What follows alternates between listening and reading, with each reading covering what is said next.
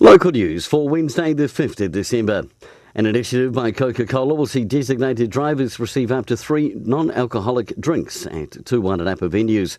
The Copthorne Hotel and Pukamadu Tavern are part of the designated drive campaign, offering free non-alcoholic drinks through the Coca-Cola company. Researchers have shown for the first time that investing in cycle lanes and walkways encourages people to drive less and cuts carbon emissions.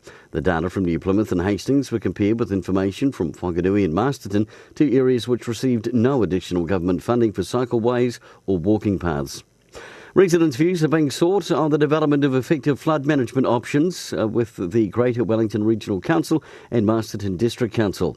3 public drop-in sessions will take place on the 8th and 9th of December, following a meeting with residents directly affected by flooding identified recently in draft flood hazard maps. And in sport, the Umpires Cup cricket semi-finals are on this weekend. It's good luck to Rathkeel, who take on Greytown, and Greytown is obviously as well, with the Marist Old Boys meeting Red.